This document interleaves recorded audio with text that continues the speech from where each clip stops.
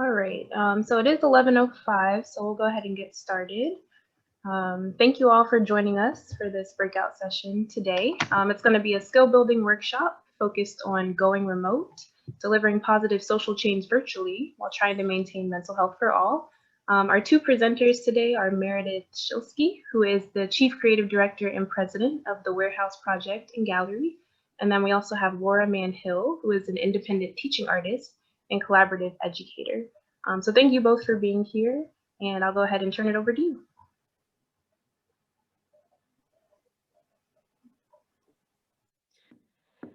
Good morning, everybody. Sorry, I'm having some Zoom issues. I keep freezing, so hopefully we'll be okay.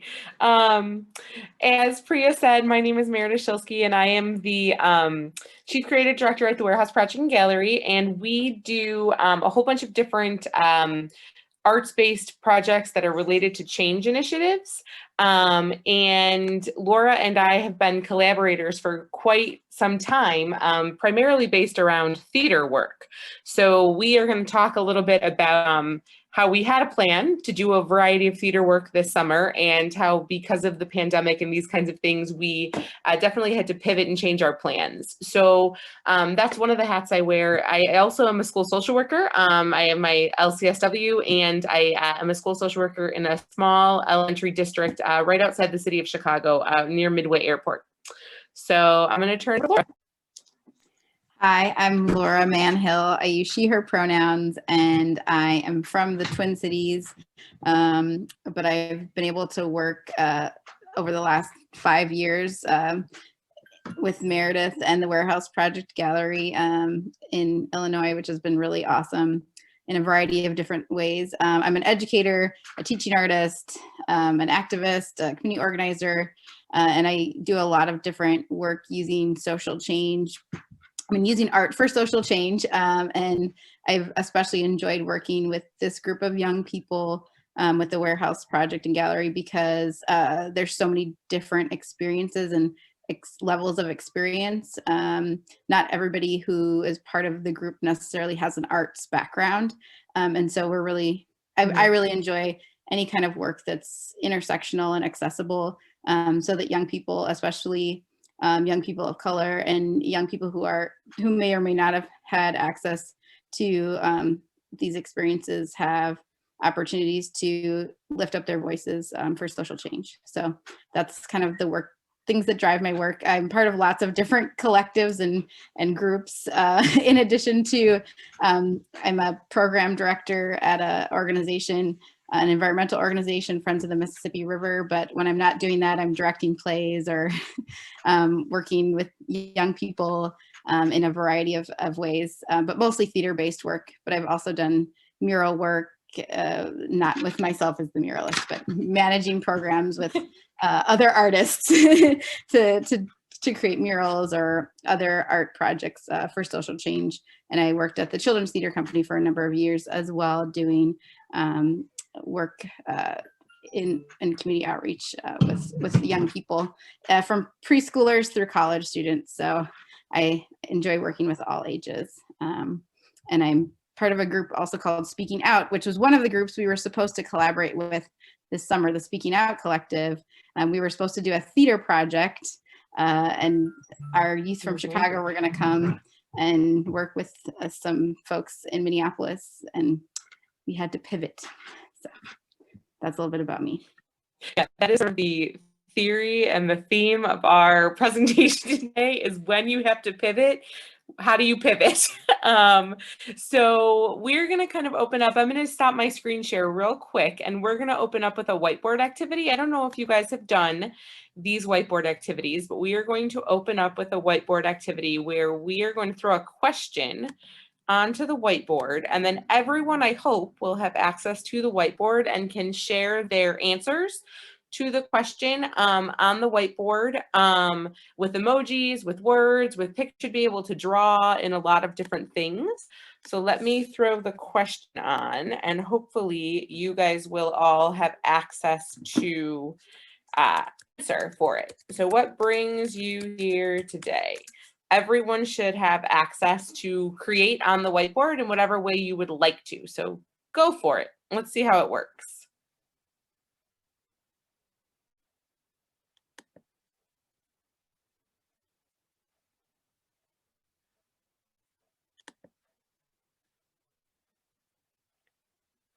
Do we have access? Is it working? I don't think so. Okay, well, I guess we can just use the chat if it's not working. This is Yeah, if Jesus it's not working, speaking. we can use the chat. You actually have to click the view options, and then there's an annotate button. You have to click that before you can draw on the whiteboard. Thank you. I thought I enabled that. Thank you. No problem. Everybody has to do that when they wanna type on it. Got it. Okay, so everybody has to be able to click view options to annotate on the whiteboard, because I'm like, wait, mine's enabled. But if you can't do that, if you cannot click on the view options to annotate the whiteboard, go ahead and throw it in the chat.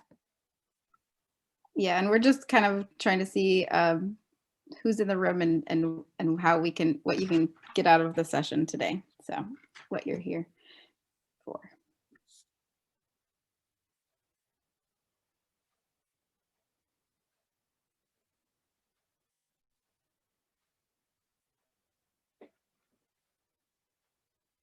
I'm going to read some of them as they're popping up, coming up with Yeah, I was going to say a lot of ideas, how to do something, I'm assuming. Oh, how to learn maybe.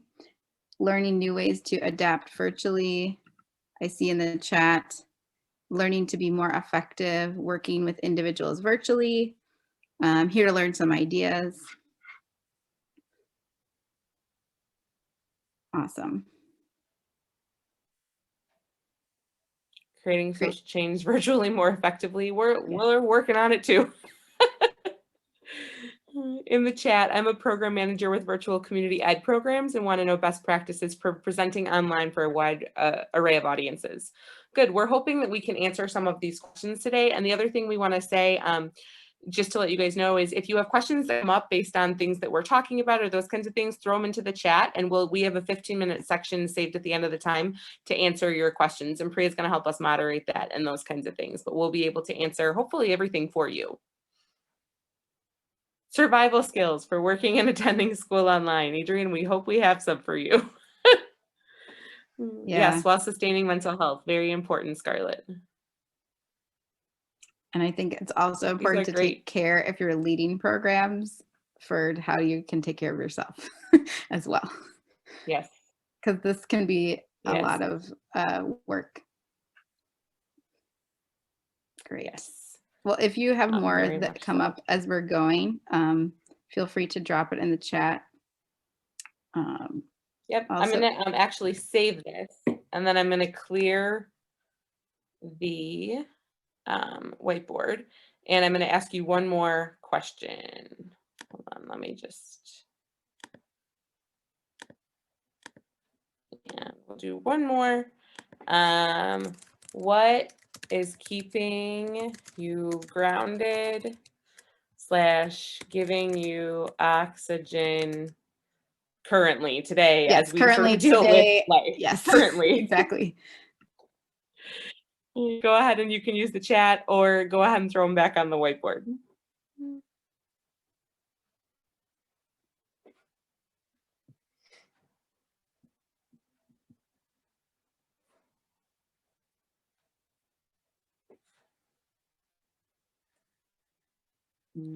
Having a professional network, Kelly says.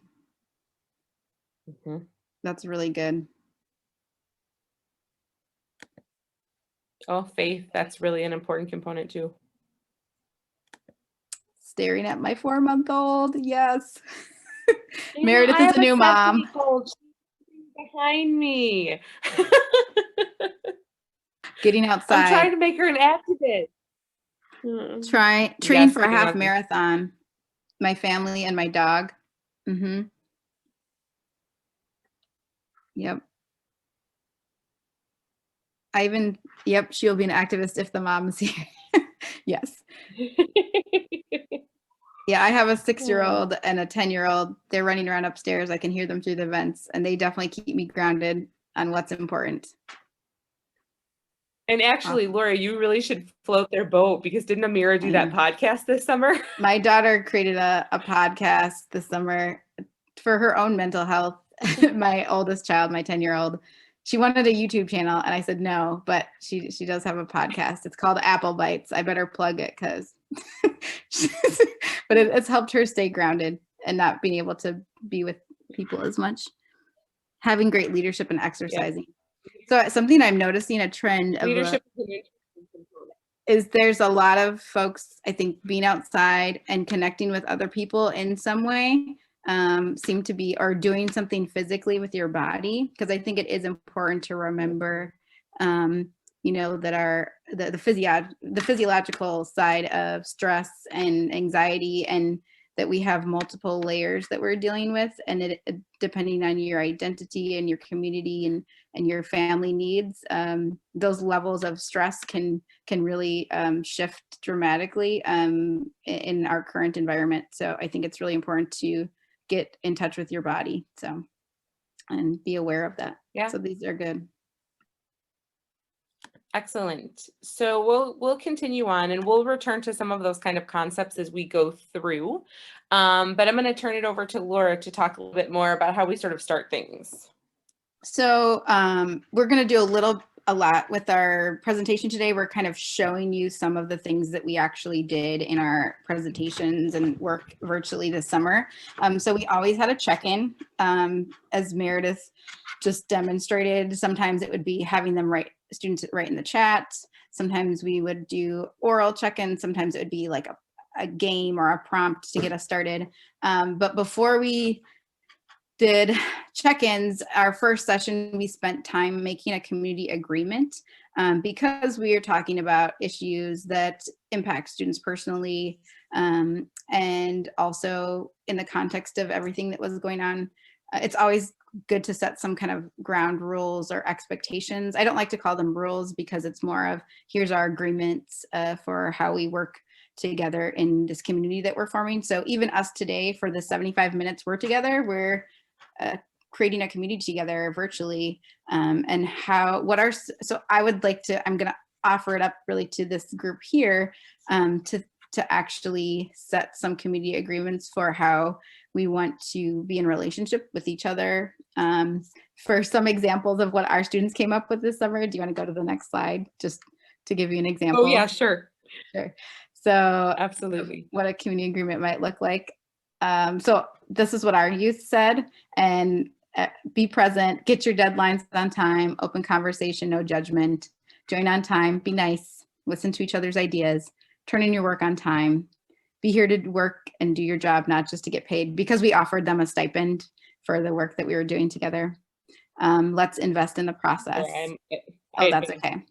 And that was a lot of agreements, which, but I also wanted to honor all of their ideas. Sometimes that's too many, but I can offer up some suggestions for us today. Our first community agreement could be, you know, one mic, you know, one person trying to speak at a time. Although Meredith and I are not always great at honoring that one. Actually, we're really bad at honoring that one, so we're just going to put that out there right now. But are there other things that people would like us to offer to the space today in terms of our agreement for how we're connecting today, our expectations for each other? You can either unmute yourself or type it in the chat.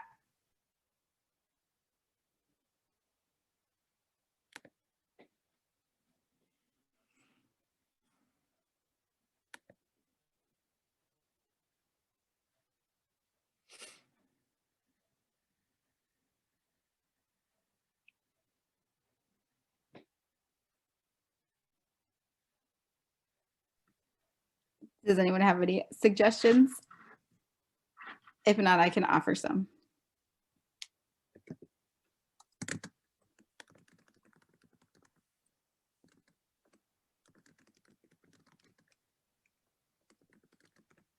I think the one that I was very impressed that came from our students was the investment in the process, because sometimes in spaces when we're together, it's a lot easier to support the investment in the process. Virtually, that's very, very, very challenging. And that's what we found was one of our biggest kind of challenges. So when our students sort of said like, hey, we all need to invest in what we're doing here, it sort of made us feel better about what was going on, and that they could be joining us in this virtual community in this kind of productive way. Because They had already been doing school virtually. They'd been doing a variety of other projects virtually. So to sort of see the investment was really important. I'm on mute. I can offer up okay. Oh, good. Here's one from Kelly. Assume the best intentions. I like that one. Right? Because sometimes when we're speaking, I know that I sometimes speak, I have to slow down because my thoughts are going faster than I can. So I may misspeak or say something and unintentionally harm someone. So we want to kind of reduce the harm as much as possible, but I like assuming the best intentions. We could say be present and try to do one, Mike. Meredith and I will try. I think just to go back to the assume the best intentions too, Laura, we did have a situation where we had a student put forth some work that we sort of immediately knew might be kind of jarring to our other student population. She had was really trying to embrace the concept of all lives matter without sort of understanding some of the pretenses around that.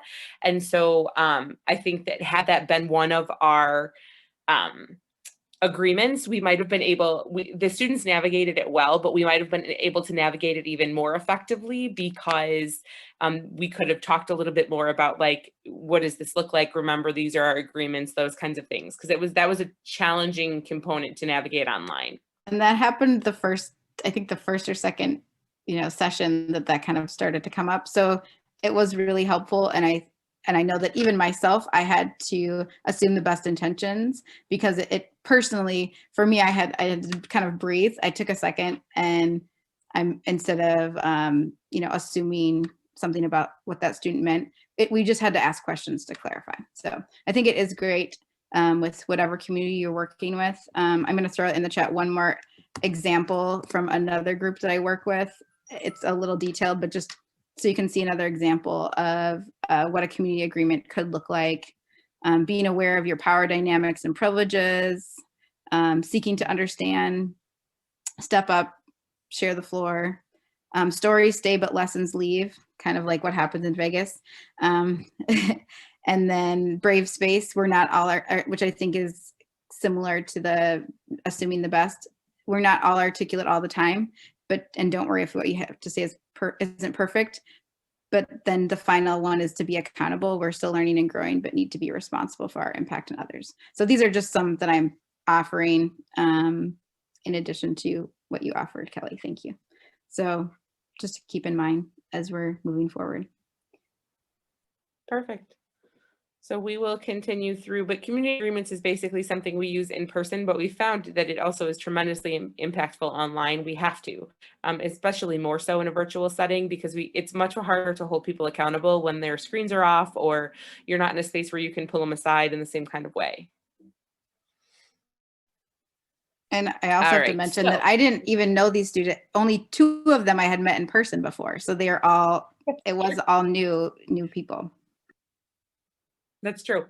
So as we sort of shared in the beginning, the Warehouse Project and Gallery is a arts-based agency that is based in Summit, which is right 63rd Street in Harlem for all of you Chicago folks, right in about 10 minutes from Midway Airport. So we have been open and operating for the last 7 years, and we do a variety of work. We have a spoken word team, we have muralists, we have artists, we have all these things, but our premier program is actually based in a pedagogical theater component called Theater of the Oppressed, which Laura and I have workshopped with, been leaders in for a long time. And that work is based on delivering social change through theater avenues. So there's a lot of different pieces that go with it. So Laura and I have partnered for many years over different types of projects. So we had planned back in January to travel to Minneapolis this summer, to Minnesota, to work with Laura and a variety of different collectives that she's part of. Our students wrote a show that they were going to take based on sort of women's issues in terms of abortion and your right to choose and reproductive health and those kinds of pieces. And they premiered their show in our space in February, and we shut down, as everyone did, on March 13th, and have actually remained closed because we are unable to meet some of the guidelines by the state for social distancing and those kinds of things. So we had decided that we would not completely shut down our plans until travel was sort of banned and we had all these different kinds of issues. So come May, we sort of said, is there a way to continue the partnership? You know, can we do some of this work online? How do we do theater work online? And we'll be very clear and frank, the challenge with Theater of the Oppressed work is that it is ensemble based. It is based on creating images with your body. It is based on using less text, more image work. So to do that virtually was going to be really challenging, and we hadn't engaged in that yet. So Laura actually suggested a pivot to a zine project, which would allow some writing, some history, those kinds of things. And it worked out well for us because one of the areas that we were working to develop for our students was their writing.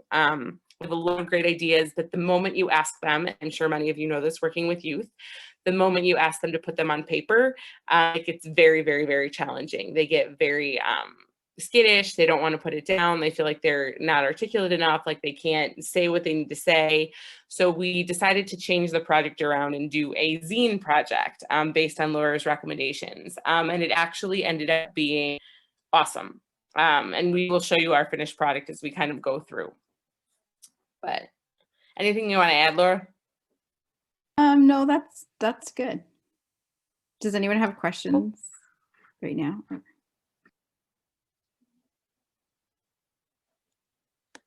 Okay. Structure and flexibility. So I feel like that's the biggest thing that we're going to keep coming back to. It's really important to have structured online programming, but you have to be really flexible to technology needs, to student health and wellness needs, just to the constraints of what you're able to even do in the space. But it's also a great opportunity to be creative. So what I did was, before we even started the project, I tried to create an outline of what we wanted to accomplish and plan backwards. So I said, okay, if we're going to create a zine, and I need to figure out how long that's going to take approximately. If we're meeting 2 times a week for about an hour each week, how many meetings do we need to have and how much work needs to be done? And then working backwards from that plan, I created a Google Doc that really outlined for all the adult facilitators, for myself, Meredith. We had someone named Oz who was going to help us with the visual piece of creating the zine and the graphic design, some of the graphics of that. And then Connie, who also works with us at Warehouse. And I shared that with them first and just kind of talked through, this is the general outline of what needs to be done each week.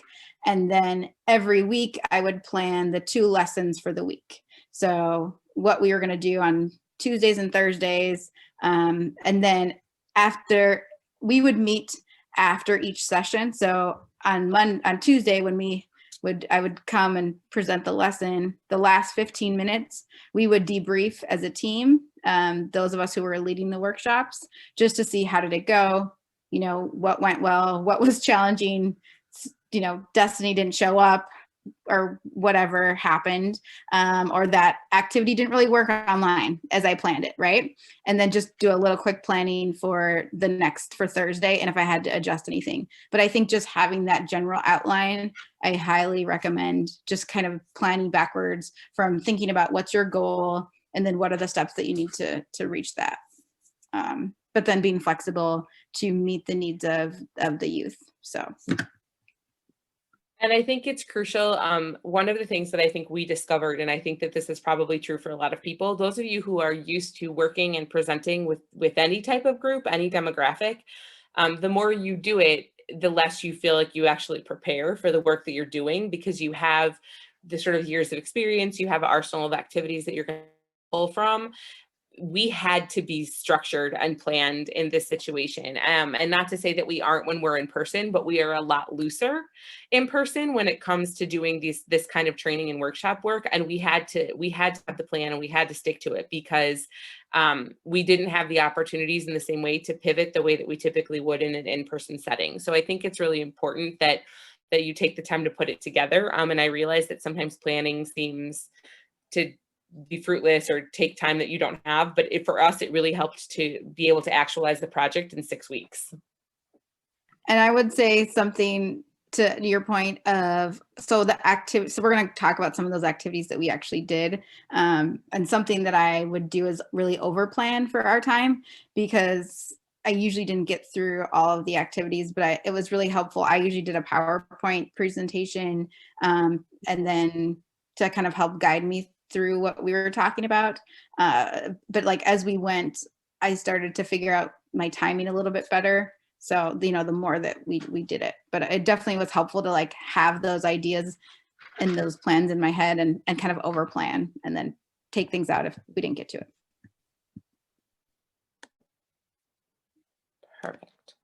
So obviously, one of the big things that everybody is looking for is the building of relationships and creating connections. So I am familiar with all the students with whom we were working. I run the regular programming for the warehouse, myself and Connie. So we knew all the students coming into the project. Like Laura said, she knew 2 of the students coming into the project. So we had to figure out and work on ways for Laura to get to know people, and different than what we could in regular settings. So there was a variety of things that actually happened. One of the pieces that was, I think, most impactful was an activity that Laura did in regards to identities. So it was a collection. She shared a collection of identities that she held, and then had the students generate lists of identities that they held, pared them down, got to the most important sort of identities, and then talked through with students why those identities were their most important, what they represented, brought connections that way. Another thing that she did that I think was super impactful was that we had one-on-ones built in with students, so that she had time to look at student work, but also connect one-on-one virtually through Zoom. Students had to set meeting times and that kind of thing, and then show up to the meetings and do those pieces. But she also always did those check-ins, always did the questions. What we did find is that we had some students who were super excited or okay to use mics, some students who they never wanted to show their faces on camera, some students would only use chat box, some students who would only engage when we called them out. But what we discovered is that they were listening, they were paying attention, they just weren't really interested in sharing unless we sort of said, hey. The other thing that she always had students do when we were working together was somebody would answer the question and they would choose the next person to participate in the conversation, so that we weren't always making those decisions, that they could sort of get to know each other. Because another important component was that so there were 9 students working on the project. 2 of the students had never worked in any of the programs that we'd done before. They had found the application online and joined us virtually. So this was a good way for them to also sort of get to know students in those settings as well. One of the things that Laura did a lot was to connect questions with kind of what we were doing. So one of them is, what is your preferred quarantine coping method? So we're going to throw that out to you. Throw into the chat or somebody share with us, what is your preferred quarantine coping method? This was a question we asked the students. Also, what was your quarantine snack? That was What's your another favorite one. So quarantine snack? Yeah. So we'll throw those out to you guys too. You can either share in the chat or turn your mic on and give us just some ideas of what that is.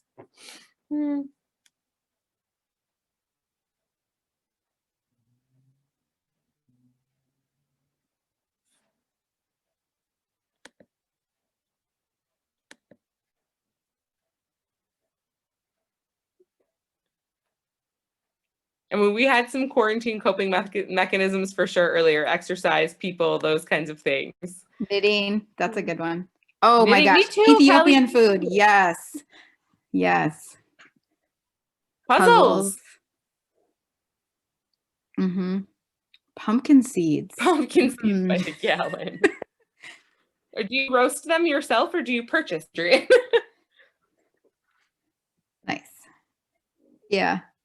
And that's really great ways for folks to get to know each other a little bit and then make some connections. Another thing I did, all the ice cream. Yes.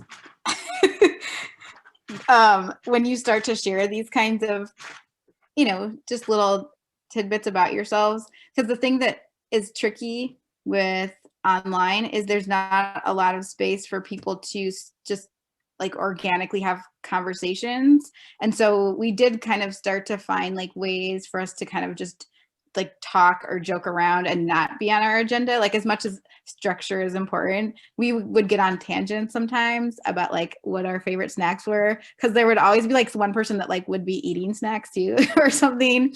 And one thing that that came up for me too was later on, I figured out there's an app, this Kahoots app where you can play, you can get these quizzes. And so I would send them little links and we would do like, what's your favorite, or if you were a TV show, like if your personality was described by a TV show, what would it be? And so I sent everybody those links, and that was kind of a funny way to break the ice. So little things like that. There are some good apps out there, decent apps. Like Flipgrid is a way for youth to record themselves and then share with you if they don't necessarily want to share out in the whole group.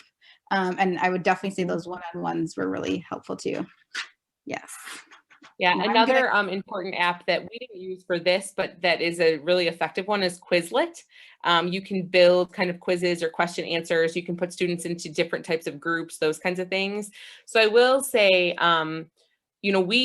we were lucky that we have some education background, because we used a lot of educational kind of components to put things together. I will say that the pandemic has pushed technology to meet some of these spaces. So there is a lot out there right now, and most everybody has gone obviously online with their practices. So there is some stuff that exists that we started really sort of playing with and dealing with as we went on. The other thing that this does, and Laura, I don't think I told you this, but the other thing that this does is this gave us, we were able to send pandemic packages to students. So it was like, oh, you like Doritos. Oh, you thought that you were like The Office. Oh, like blah, blah, blah, blah, blah. And then we could send sort of pandemic packages to our students, because a lot of what we would do when we're in space together is share food, share activities, those kinds of things. So we are still, one of the things that we are doing in order to continue programming is we drop off packs for whatever project we're working on. So our students are actually designing revolutionary holiday cards right now. So imagine Santa holding a Black Lives Matter sign, or a Christmas tree decorated with love is love, those kinds of things. And our students are all getting craft packs, and then included in those craft packs are going to be things like their Doritos or hot chips and cheese or whatever, they've identified as their sort of desired component. So, and then I think as we're moving into like thinking about these questions and also the mental health component, something that would come up in a lot of the check-ins it kind of revealed where students were at, even if it was just by them not participating. And sometimes it wasn't because they couldn't participate, it was just because of the space that they were in or what have you. But one time I asked them, what was their goal for the summer? Or I asked them, what's your superpower? And, we had students that were saying, I don't have any goals. I'm not really excited about anything, or I don't have a superpower. Like I'm not really good at anything. That just were really reluctant to just to either share or just really didn't feel motivated by anything. And students did start to reveal a lot. They started, as we developed that trust through these questions. So even though some of them are silly, you can kind of also start to learn more about where they're at. And the great thing about having Meredith having relationship with the students was that sometimes she could follow up or, give me some context. And I think those things did start to shift by the end. Those students were on camera more, or that they were sharing more, or that they started to have something. A lot of them said, I'm so glad that I did this project, or that they started to give them like a purpose, because I think a lot of them just were feeling just a lack of purpose or where to put their energy. So just as we're kind of moving, I know, into some of that component. For time purposes, I'm going to skip the next question just because we are running a little bit as always, we always do. So yeah, I'm just going to skip that question. Oh, creating space for youth ideas and leadership. So that would be another thing that I have found from doing online programming. And this was one of the first online programs I did over the summer. And I've applied these. I think it's very transferable to different types of programs, whether you're doing a theater program or a zine project, or you're doing, I'm doing currently some environmental work. So one thing that I think is really important is to find ways to still allow youth to lead, because I think in these spaces we can become really dominating. And I mean, even these kind of formats where we're just sharing information or talking at them. And so as we got into the project, I tried to step back and let them take over more of the facilitation and leadership, or putting questions to them or asking them, how do you want to organize the zine? Oz, who worked with us on the layout of the zine, was really adamant about making sure that they were the ones designing it. He had some of the skill sets, but he said, I want to know what icons you want to use, and I want to know how you want it laid out. And so he treated them in a very professional way, the same way that we would work with any professional other teaching artist. And so I think that's really important, just to kind of give you those opportunities to lead. And sometimes if you are using breakout groups, I have found that having kind of a team leader or someone to facilitate those groups when you're breaking youth, I really highly recommend breakout groups if you can learn how to use them. If you're using Zoom, Teams is another platform where you can do channels and you can group the students into different channels. So kind of learning those tricks, because it gives the students time to be with each other, and then you can pop around into the groups and still check in, or give them a task and then have them go to the breakout rooms and then come back and present. I highly recommend that, because it just gives them that space that they need to develop relationships. I would say the one other thing to think about in this sort of land too, I actually think that some of our leadership, our students were able to take stronger leadership in this setting virtually than they do in-person settings. Because when we would when we would use breakout rooms or other types of conversations or different kinds of things, it was more pronounced that they had to take leadership responsibilities, or they had to do a lot more outside. They had a lot more due dates. They had to do a lot more work outside, where when we're workshopping in general, okay, you guys have 20 minutes, you need to create this, you need to do this, but we're checking in, we're pushing back, we're doing all those things. So there was a lot more initiative that they had to take on their own to get their work done for this. So I think that is an interesting thing that comes from virtual spaces. All right. So one of the things we did want to touch on is what really is online etiquette.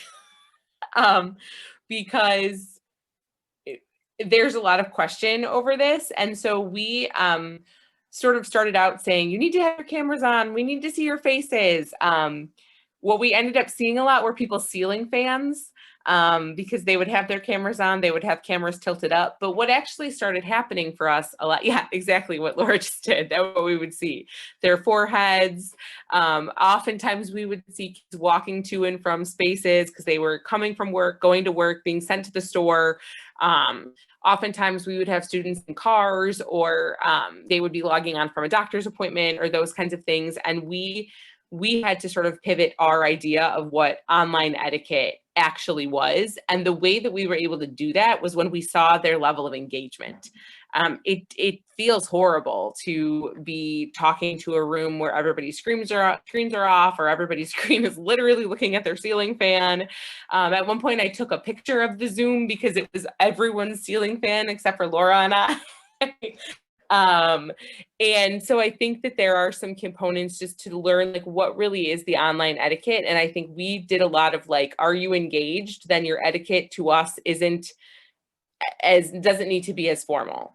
And that is also because of the space that we were in, right? Like we weren't doing a presentation, we weren't doing those kind of things, but to give the students that sort of safe space was really important, because we were talking about really hefty things, and we're going to show you some of their work so that you guys can kind of see what they're thinking of in that kind of space. Laura, do you have things to add?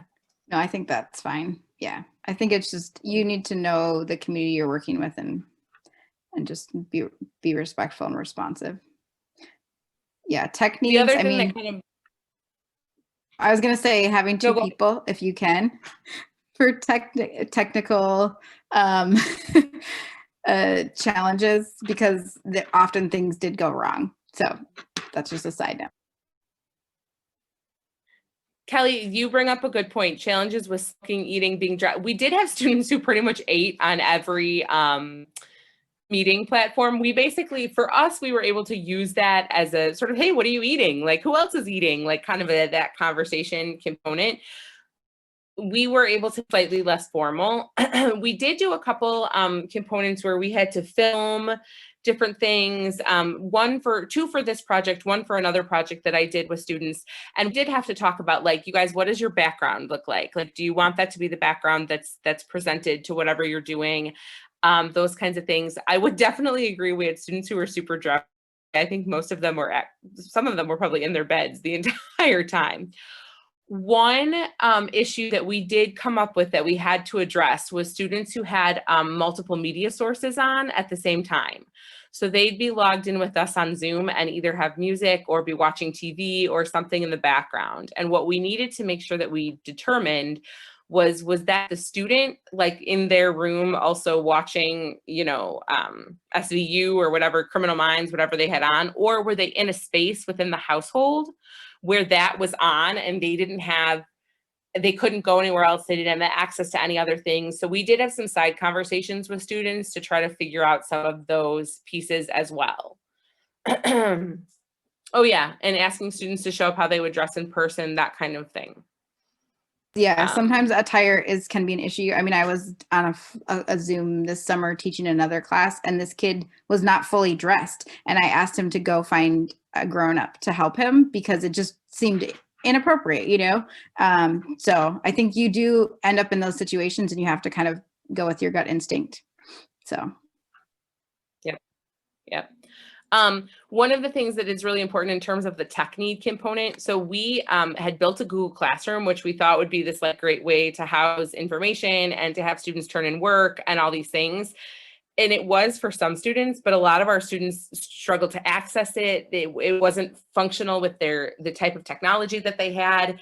We also had some technology to share with them. So there was one student that we were able to loan a tablet to and those kinds of things, but most of our kids were working off of their phones.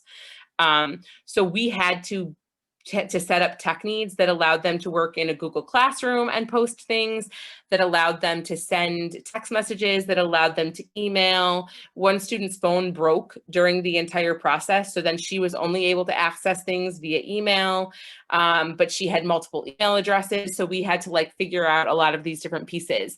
And what also became a little bit of a challenge for us was that we did need the work to be accessible for our designer, Oz, in the cleanest, clearest way possible. So we had to do some work to teach students how to take screenshots that were going to be able to be saved as high quality photos or different kinds of things. And that not only was learning curves for our kids, but that was learning curves for us. I mean, the first moment we tried to log into anything, Laura and I were like, oh, we don't know how to do any of this. Sorry, guys. So we had to do a lot of that figuring out on our end as well. But being able to use the multiple platforms was really, really important because that was the only way we were able to sort of help students navigate all the tech needs. And then being patient as an adult, kind of supporting them that, okay, this student has posted in the Google Classroom, this student has emailed it, this student has texted it, this student has done nothing of it. We have to actually physically go there and take a picture of the work, that kind of thing, which we did have some students have to do as well. I think you can also, though, set some boundaries and expectations for yourself, because this can start to become really overwhelming. I know for a lot of classroom educators, they've had to set, times of this is when I'm accessible via these platforms and I can't always respond. So I think it's also okay to set realistic expectations with folks so that you are not letting this take over your life, because it can become really overwhelming, just to be facilitating so many different platforms and different ways to connect and get information. So I think trying to be as clear as you can with students and setting some realistic expectations, but then also offering support. Sometimes it was just having like a one-on-one to talk through it. Well, and I do lessons learned to us. Maybe what we would do on the front end is build in 2 sessions that were particularly related to the platform in which we were using and teach students how to use the platform. We didn't do that with Google Classroom. We basically said, you guys have access. Why aren't you jumping on? And then we discovered halfway through that one of our students her access was never open. So that's why she never got onto the classroom. So I think in hindsight, and I've seen a lot of this happen in educational settings, we have to teach the tech. We have to. That's the only way that it's going to be productive. So like that's ensuring that we know how to use it and that we take the time to show students how to use it as well. Great. Okay, so I think that something that we often forget is the community knowledge and resources that we may already have, because I think sometimes we're thinking that we have to become experts at something, or that, I don't necessarily have the skill set to facilitate, these programming in this way, in a remote way. Think about who you know and who may have knowledge and resources in your community, or who the community that you're working with, who they know and who might be able to support you. So I think taking just kind of reflecting on that a little bit, or even in the midst of your programming, you might realize that someone has a skill or something to share. Because I see these programs as very reciprocal. I don't hold all the knowledge. Meredith doesn't hold all the knowledge. And so having Oz support us with his skills in terms of putting the zine together was really critical. And then kind of discovering things that some of the students were really good at graphic design, or they had, well, other students, they said, I really can just use a pencil and paper, just kind of like lean into where your skill sets are. I've done some hybrid programming during this time as well, where I have done some socially distanced work with youth, and which can be challenging in its own right. But again, thinking about who do you know, or other folks that are doing similar work, and it might be just a matter of partnering with them or talking through. I think a lot of people are willing to share resources. I started with a group of other teaching artists. We just got together on Zoom and we started talking about what we knew and what we didn't know, and playing games with each other on Zoom, because people were struggling with how to teach theater online. And so now I have all these new skills and it was really just from connecting with other people. I know someone earlier on had mentioned like having a good professional network.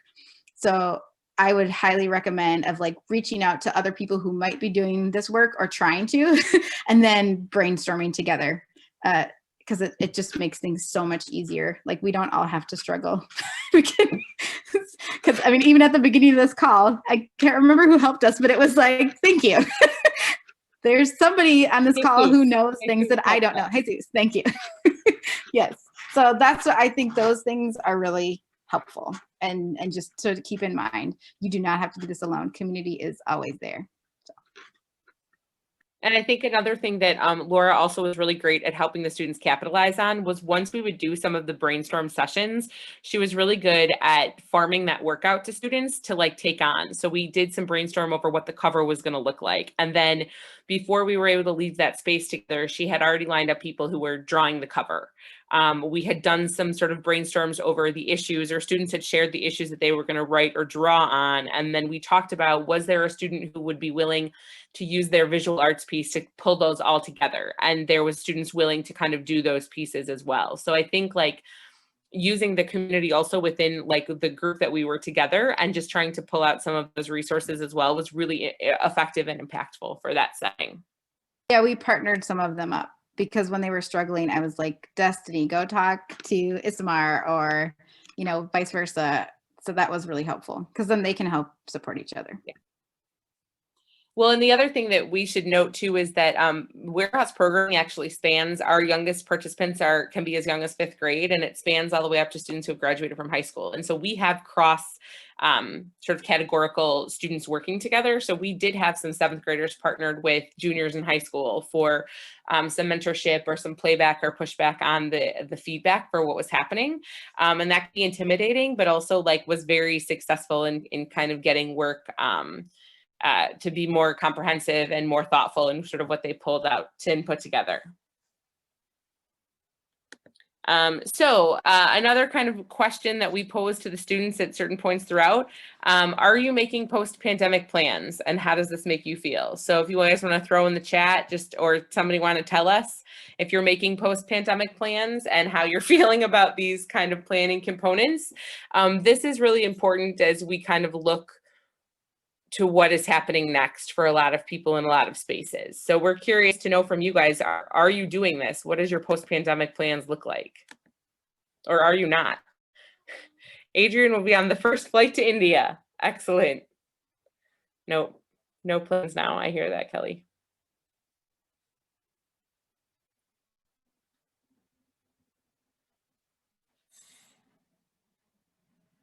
That's great. Yeah. No, and I think it's also good to, oh, you moved to Israel. Oh, wow. In the middle of COVID. Wow. Wow. That's something I have found fascinating is people who have been able to continue their jobs or school from different places. So, but then they're kind of now stuck there. And I think the one thing, so like I said, at the warehouse, we have been unable to open our office space, even though we call it a warehouse, is very, very small. It's a storefront, and we don't have air filtration systems that could, support functioning for this. We don't have the ability to socially distance, and the positivity rating within our community is over 20% right now. So we don't feel comfortable being open in this type of thing, but we have worked very hard to continue making sort of post-pandemic plans that include different types of virtual work. There are moments where all I want to do is be able to throw a theater workshop and be back in spaces doing that kind of thing. But I will say that this has pushed us to really pivot our ideas and think about how we can be functional in virtual communities for a variety of reasons, to continue the necessary work that needs to be happening, and also to be able to continue to make the connections that we need and to provide these spaces for our young people. I think one of the things that I've seen throughout this whole process is just like, there's not been a lot of praise to our kids who have had every single thing sort of change and stop and be different in their lives too. And I think that that's an important component that we were trying to celebrate for our young people too, that like they had feelings and experiences around this, and we needed to do a good job of acknowledging that. All right. So we did have to work, obviously. So we should note that like we are not a mental health agency. So we obviously take care of students' mental health. A lot of our work is designed to be mental health outlets, coping mechanisms, all those kinds of things. But it is not our primary role or responsibility to ensure the mental health of students. When we have mental health issues that come up, we refer out. We do not continue. We don't counsel on site, none of those things, even though I am a social worker by trade. So what we actually discovered was that the best way to ensure the mental health was the completion of work in the project. So I'm going to show you a variety of their pieces. This is a piece created by Brianna, one of our writers, and she, her big component that she spoke about was people are struggling with the isolation of this pandemic, but what happens if I already was isolated? I was sort of held hostage by this anxiety that was in my life already, and those kinds of pieces. So she wrote a lot about how this was a component for her, because it was just an additional kind of piece. And so not only did she write about it, she was able to use time to design the artwork around it. And she also then got to talk about it with other students in the setting. And it was a little less jarring than just sort of having to say, like, I'm having an anxiety problem with this. She was able to talk like in light of the artistic components of what this looked like. So this is Brianna's piece. She actually wrote a couple pieces for the zine. This piece, oh, I'm sorry, the artwork is so light. This piece is Daphne's. So she spoke a lot about the disconnection, the loneliness, the death that was combined with things, the anxiousness. We created the zine. We started work in June. So actually our numbers in the Chicagoland area were much lower in June, but people were still feeling the pressure of things. So this was work that Daphne created just to kind of demonstrate how this was impacting her. One of the important components to note for her work is that we had to, because it is a pencil drawing, we had to really figure out the tech components to get her work to show up effectively in the zine. But this was her way of expressing. She, and actually the words that are connected to it, I think the students all brainstormed that, and then she chose the words out of that to connect with her drawing, because she's not typically a student who uses words in those kinds of ways. And we were encouraging students to use any level of artistic component that they could. Anything that they had, we allowed them to use. This is Fernando's piece. He wrote a lot about how this sucked. And he was he was a 8th grade student, graduating, like getting ready to go to middle school or go to high school. And he was just like, this whole thing sucked. And then on top of the whole thing, his dad got COVID very early on. And so they had to quarantine very early. They had to be tested very early in the process. Like there was a lot of different things that they were personally dealing with when it was sort of like one of those things that was sort of happening to everyone else. And so he spoke a lot about that. And he also is a student who, didn't love school in general, was like sort of smarter than what was presented to him. So then to be handed packets of work to do as the end of his 8th grade year, missing graduation, missing their field trip to Great America. I mean, you couldn't, every moment it was sort of like that he was supposed to have to celebrate sucked. And that was his sort of general mantra to us. And he actually, one of the interesting things when we went through this is that he, demonstrate like this was in jail for him. This is what it felt like. And that's where sort of his and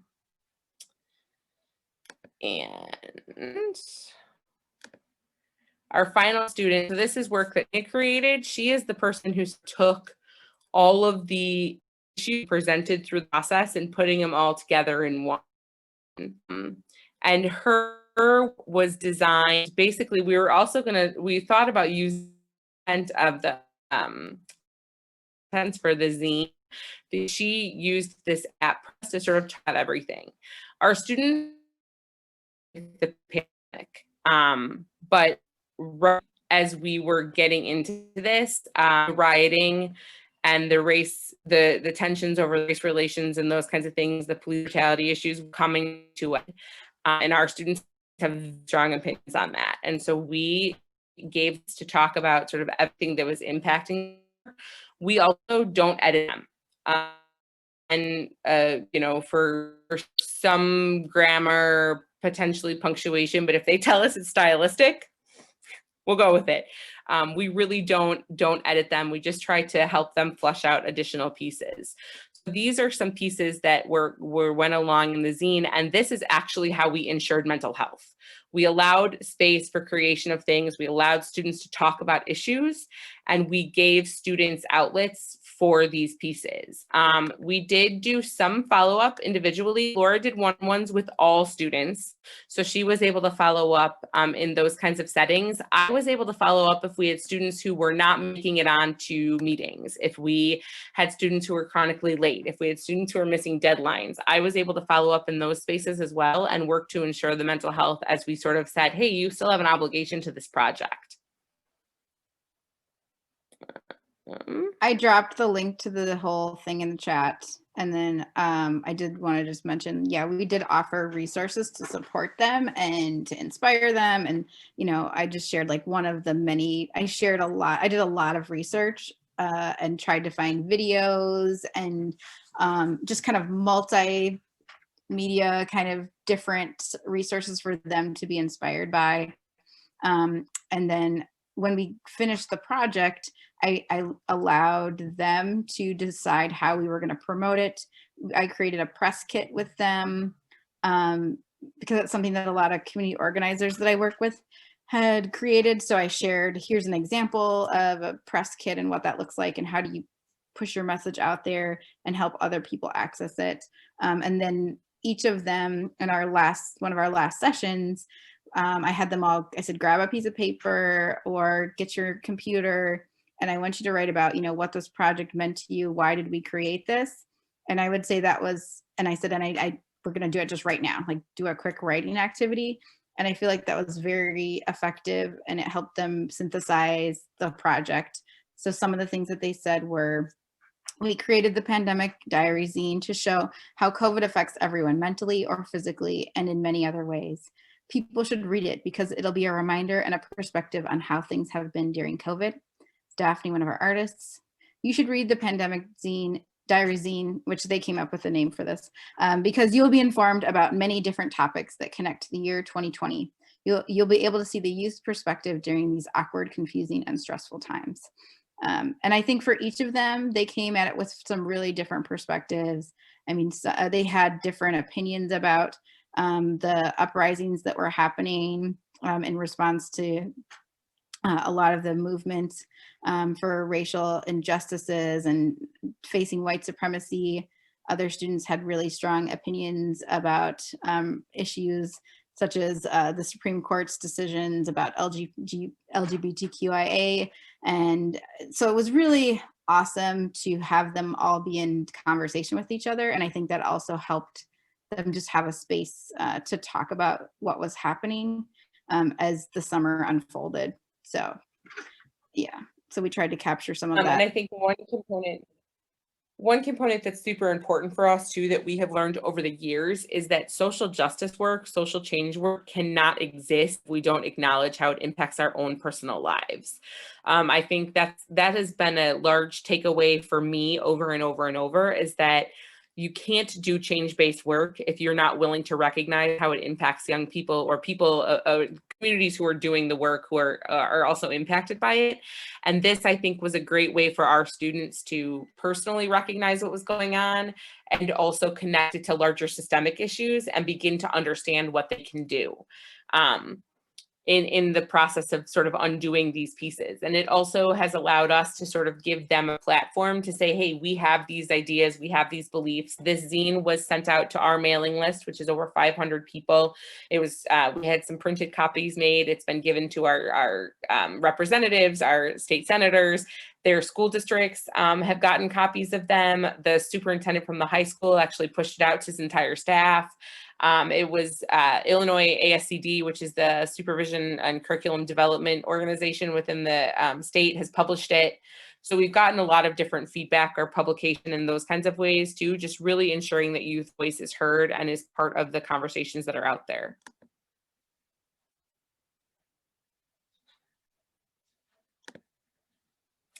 Yeah, and I want to make sure we have a couple different questions.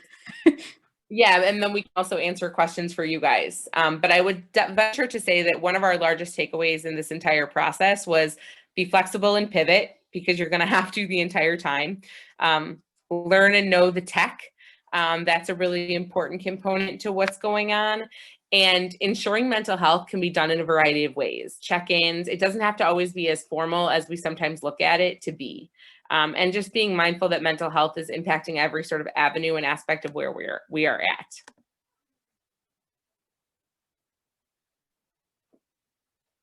Any questions that we can answer for you guys?